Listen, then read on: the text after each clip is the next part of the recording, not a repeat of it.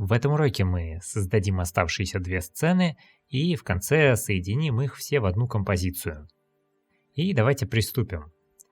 Здесь нам понадобится снова футаж с нашим мячом. И нам нужно будет заанимировать этот мяч таким образом, чтобы он летел как бы немного по диагонали и на нас. То есть мы будем анимировать position и scale. То есть он будет лететь вот отсюда сюда и увеличиваться при этом. И давайте для начала уменьшим stretch, чтобы этот слой воспроизводился быстрее. Допустим, stretch сделаем 60%. И давайте нажмем правой кнопкой и включим Time Remapping. И теперь нам нужно сделать так, чтобы после вот этого ключевого кадра анимация тоже продолжала воспроизводиться. И для этого с зажатым альтом кликаем по таймеру и пишем выражение loopout и пустые скобки. Теперь эта анимация будет зацикленной. И теперь давайте заанимируем position и scale. Допустим, начнется движение вот откуда-нибудь отсюда. И давайте уменьшим scale. Примерно вот так пусть будет. Можно даже уменьшить до 60% и расположить чуть пониже. Поставим первый ключевой кадр. И для позишена тоже поставим первый ключевой кадр. Теперь откроем все ключевые кадры. Переместимся в конец композиции.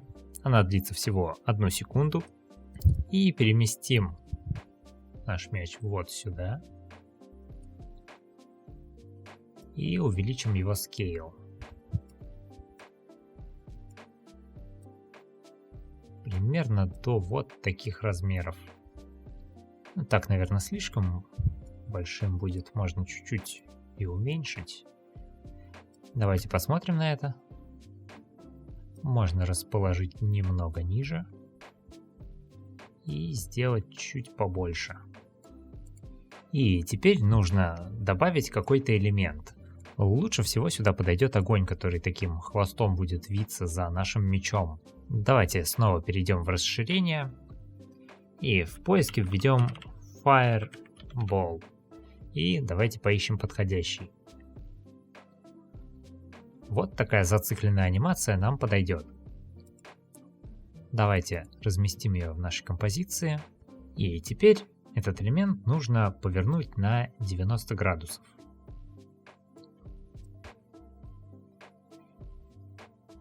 И согласитесь, если мы расположим просто его вот так и как-нибудь так заанимируем, то это будет выглядеть не очень. Не будет вписываться в эту композицию.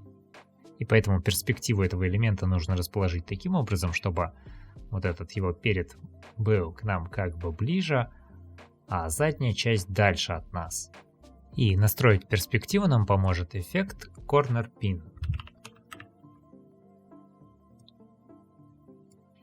И теперь при помощи этого эффекта мы можем настроить перспективу, перетягивая вот эти 4 точки по углам. И давайте расположим их нужным образом. Вот эту точку перетянем сюда. И нижнюю точку перетянем чуть повыше. Теперь настроим 2 правые точки. Их нам нужно будет очень сильно растянуть вверх и вниз.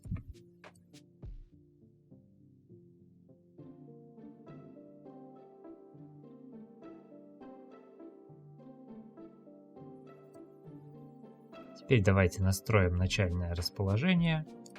И режим наложения этого элемента выберем Add.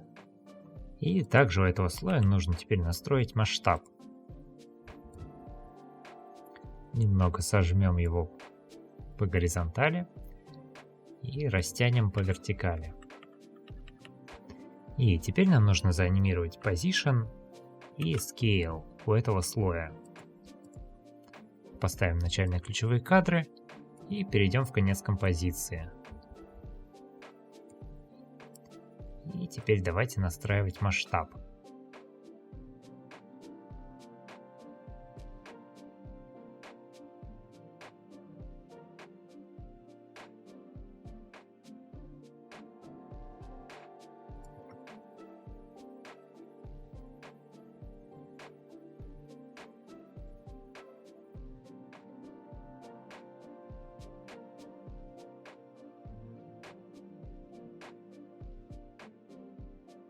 Немного поднастроили еще rotation.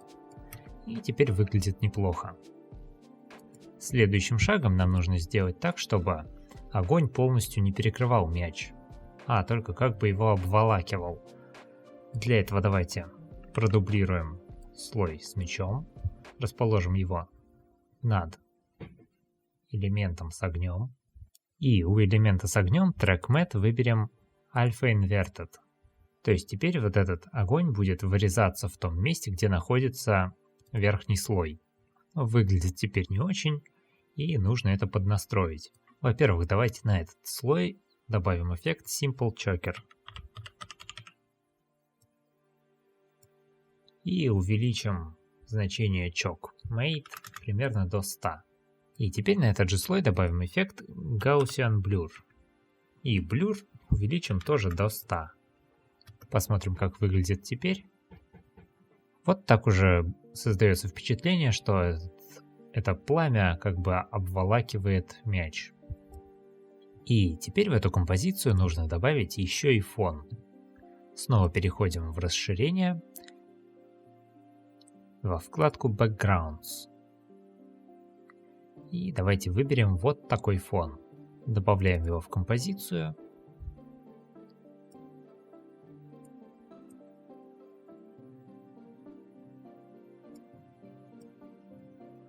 Растянем на всю длину композиции.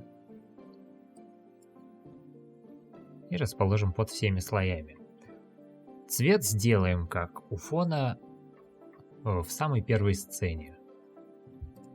Давайте в эту самую сцену перейдем и изменим цвет фона таким же способом. То есть подложив под него слой синего цвета. Давайте просто скопируем этот слой, вставим его в нашу композицию. И у слоя с фоном давайте отключим Collapse Transformations и включим режим наложения Overlay.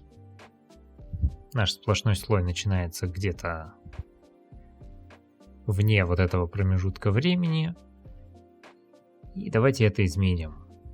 Вот в этом столбике In изменим время, с которого начинается слой. Сейчас он начинается с 1 секунды и 3 кадров. В нашей композиции такого времени уже нет. Она длится всего 1 секунду. И поэтому просто изменим это значение на 0. Теперь слой начинается с самого начала. Такое расположение центра фона нас не устраивает. Поэтому давайте перейдем в композицию с фоном. Откроем, включим видимость скрытых слоев. Выделим Position Controller. И давайте перетащим его куда-нибудь вот сюда. Вернемся на нашу сцену 3. И давайте посмотрим результат. Выглядит уже хорошо. И давайте добавим еще одну небольшую деталь. Продублируем вот этот сплошной слой. Расположим его на самом верху. И давайте цвет его заливки изменим на черный. Теперь обрисуем его такой овальной маской.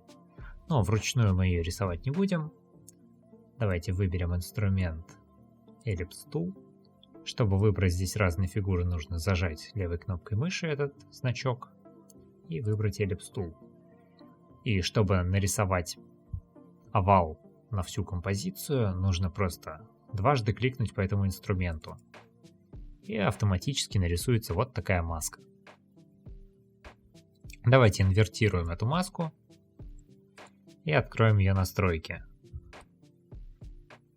Увеличим Feather и немного увеличим Mask Expansion.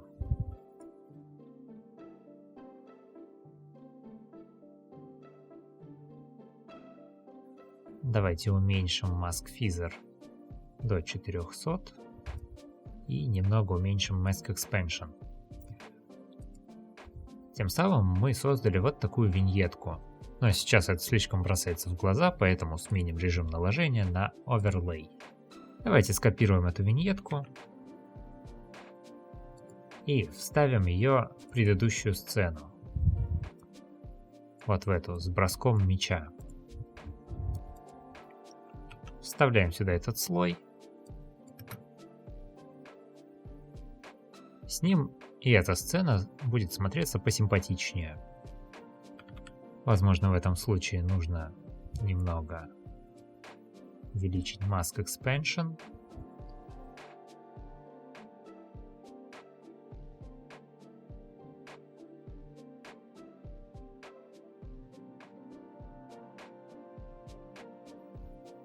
Вернемся к сцене 3. Давайте просмотрим ее еще раз. Для такого движения слишком медленно колышется пламя. Давайте увеличим эту скорость снова при помощи Stretch. Сделаем Stretch тоже 60%. И продлим эту композицию. Теперь у нас сдвинулись здесь ключевые кадры.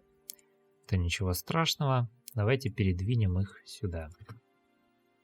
Просмотрим еще раз. И давайте еще для слоя с мячом включим Motion Blur.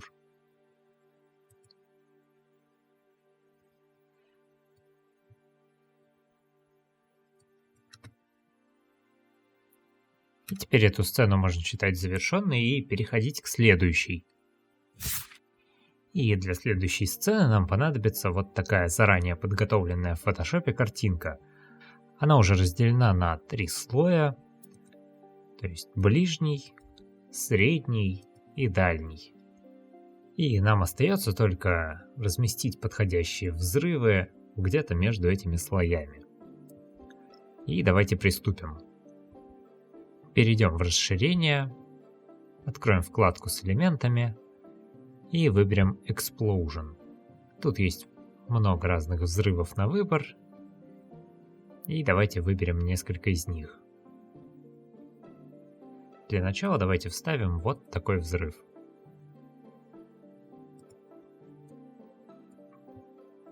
Поместим его между 2 нижними слоями. И давайте немного уменьшим масштаб этого взрыва, примерно до 80%. А начинается он пусть где-то с 9 кадра. И нам нужно сделать так, чтобы эти взрывы, чтобы дым, точнее, от взрывов не пропадал до самого конца композиции. Для этого давайте выберем момент, где дым еще полностью непрозрачный. Откроем Time Remapping и поставим ключ на этом моменте. Теперь давайте найдем момент, где еще есть вот такие светящиеся участки. И поставим здесь ключевой кадр. И теперь давайте растянем эти ключи. Примерно вот таким образом.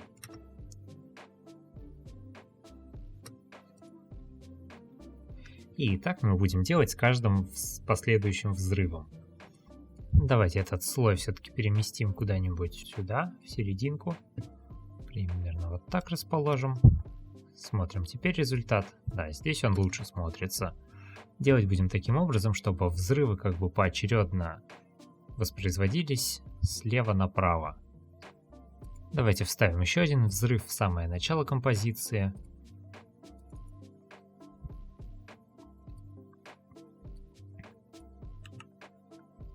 Давайте уменьшим немного его масштаб. До 70, думаю, будет достаточно. И поместим его между 2 верхними слоями. И снова открываем ключевые кадры Time Remapping. Ставим ключевой кадр вот здесь, когда еще слой полностью непрозрачен. Находим вот этот момент. Ставим еще один ключевой кадр. И растягиваем эту анимацию.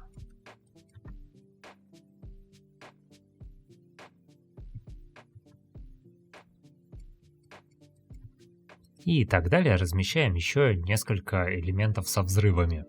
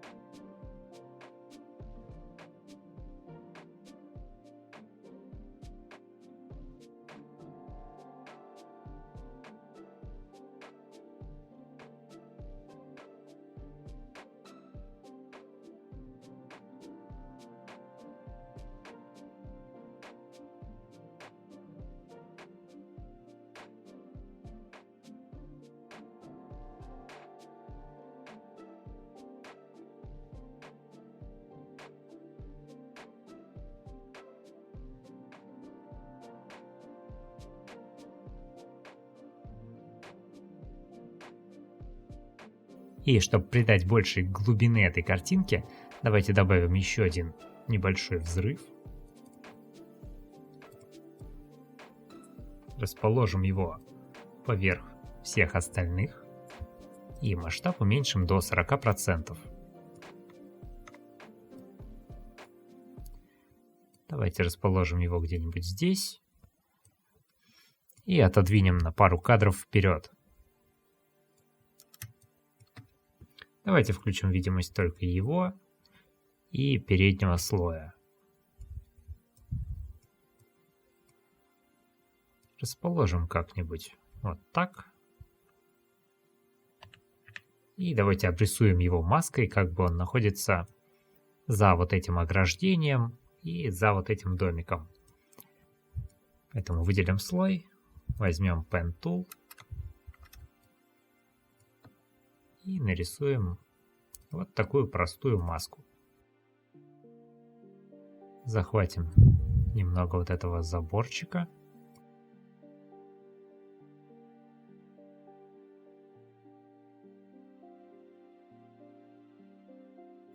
И посмотрим, что из этого вышло. Маску эту нужно инвертировать и немного размыть. Думаю, 2 единиц будет достаточно. Давайте посмотрим на результат. Мы видим, здесь немного просвечивает, поэтому маску давайте расширим в эту сторону. Вот так уже ничего видно быть не должно. Включаем видимость всех остальных слоев и смотрим результат.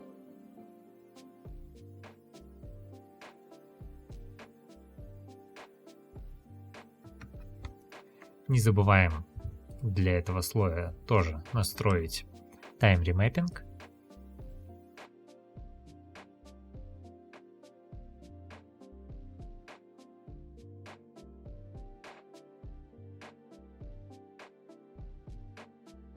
И давайте добавим еще дополнительных вспышек, чтобы взрывы были ярче. Для этого перейдем во вкладку Elements и выберем категорию Flash. Вставим вот такой элемент. Просто такая вспышка. И у этой вспышки изменим режим наложения на Add. И давайте поставим в нужный момент.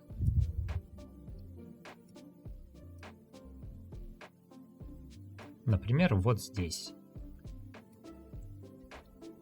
Настроим масштаб.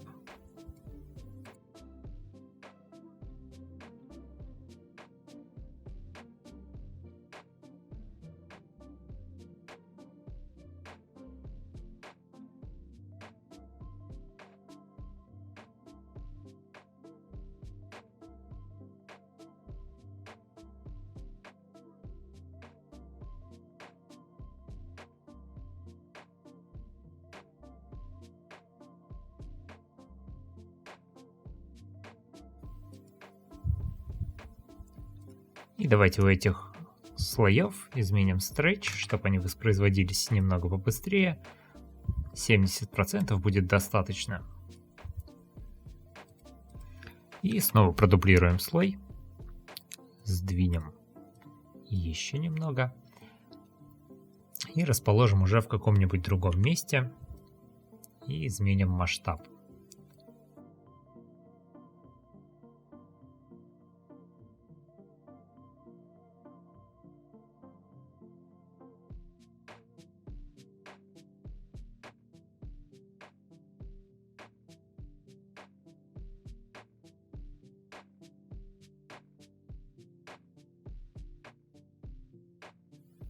Теперь давайте выделим все слои, нажмем правой кнопкой и выберем Precompose. Назовем эту композицию Precomp Сцена 4.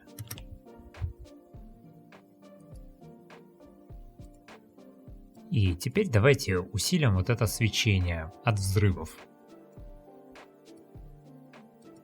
Для этого продублируем слой.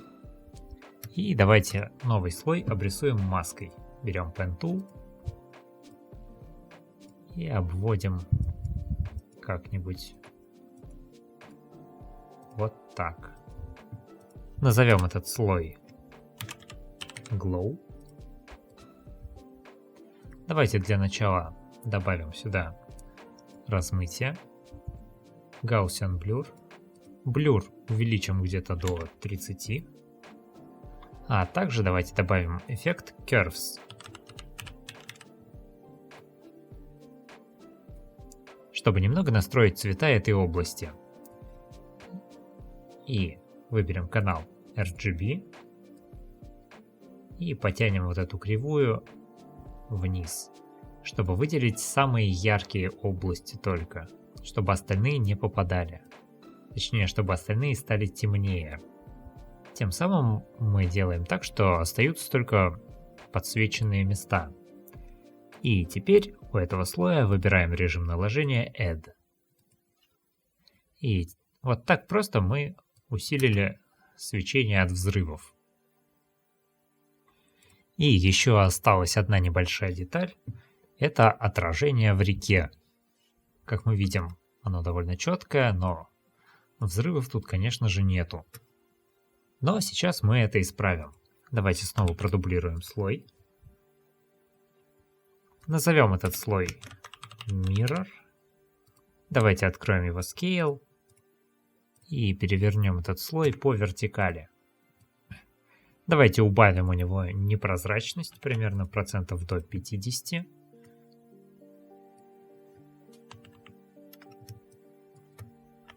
И разместим внизу, чтобы вот эти вот два изображения здания совпали примерно. Не обязательно точно, главное, чтобы примерно они совпадали.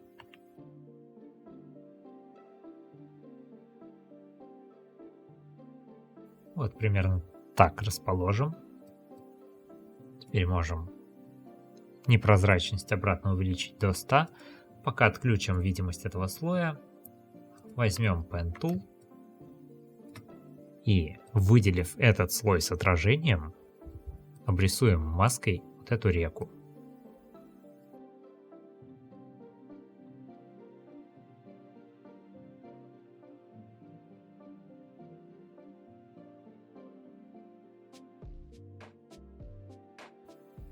Давайте включим теперь видимость этого слоя. И настроим маску. Увеличим немного размытие ее границ. Примерно до 5. И теперь на этот слой давайте добавим тоже эффект Curves. И немного затемним это изображение.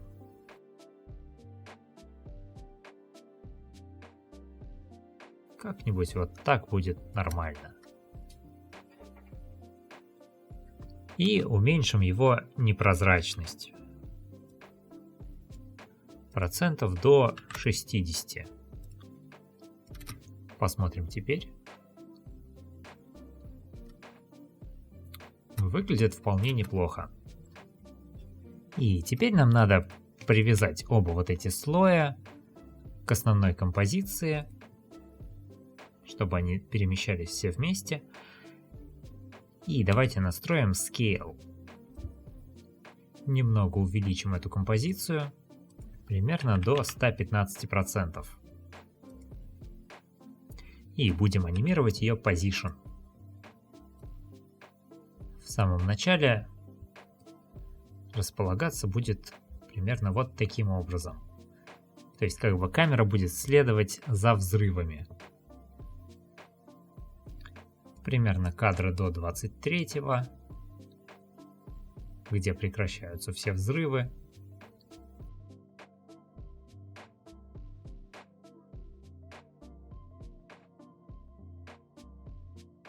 Посмотрим, как выглядит.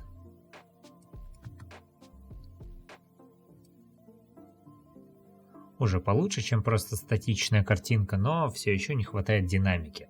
Нужно добавить тряску камеры, чтобы взрывы смотрелись натуральнее. Чтобы чувствовалось, что от силы этих взрывов трясет даже камеру. А тряску камеры мы сделаем при помощи выражения. Но это выражение нам нужно будет контролировать и анимировать один из его параметров. Поэтому на этот слой сразу добавим эффект слайдер.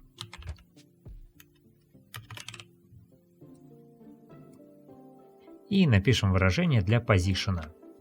Пишем wiggle. И в скобках первое число это частота, пусть будет 8. Ставим запятую. И следующее значение уже будет привязано к значению слайдера. И значение слайдера мы уже будем анимировать.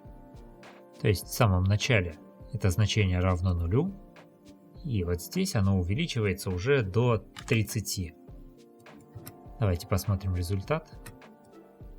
Частота этих подергиваний слишком большая, поэтому давайте ее немного уменьшим. Сделаем 6.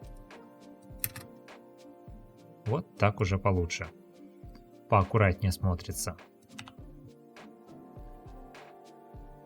К вот этому моменту, где много-много взрывов, пусть значение станет побольше, допустим 40.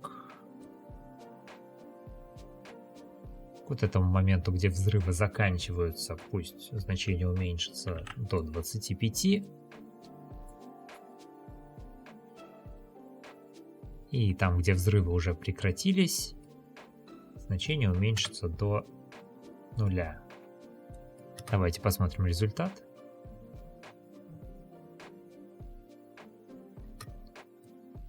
Слишком резко останавливается, поэтому давайте немного растянем эту остановку тряски.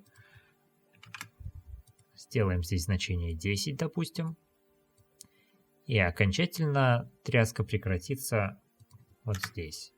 Уменьшим до 0. Смотрим результат снова. Вот так смотрится уже гораздо лучше. И еще для всех слоев давайте включим Motion Blur. Посмотрим, как это выглядит теперь.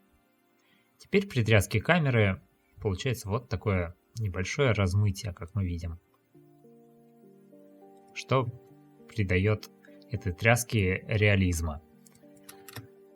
Теперь давайте откроем предыдущую сцену, сцена 3, и скопируем отсюда виньетку и вставим ее сюда.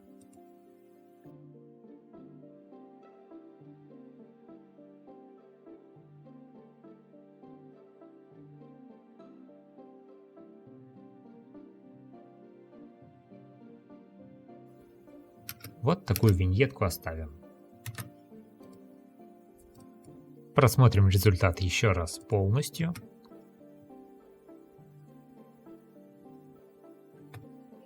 И теперь нам нужно объединить все эти сцены в одну композицию. Давайте создадим новую композицию.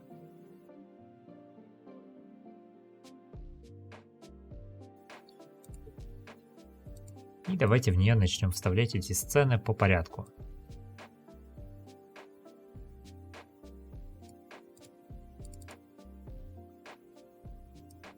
Зайдем в первую сцену. Мы видим, что рабочая область тут длится 2 секунды. Поэтому кликнем по рабочей области правой кнопкой и выберем пункт Trim Comp to Work Area. Теперь композиция обрезалась по рабочей области. Вставляем вторую композицию. Как мы видим, она тоже еще не обрезана. Давайте это исправим. Делаем все то же самое. Trim Comp to Work Area.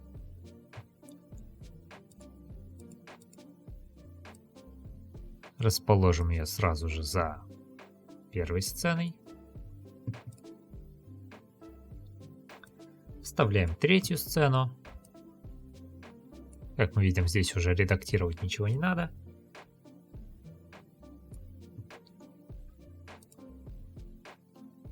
И перейдем к четвертой сцене. И сделаем здесь все то же самое. Вставляем ее сюда. И смотрим результат полностью.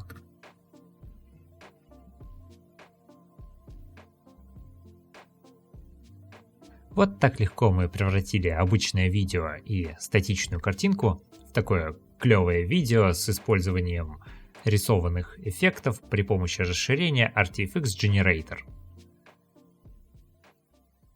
При помощи Artifx Generator можно создать еще много подобных видео.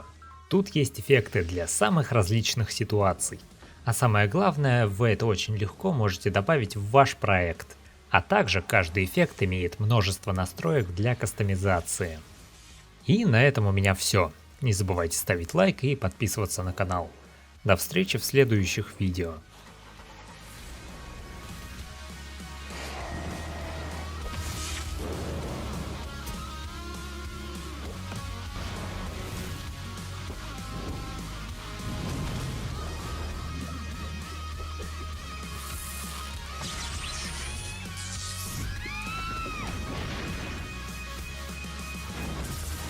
Wow, that looks awesome.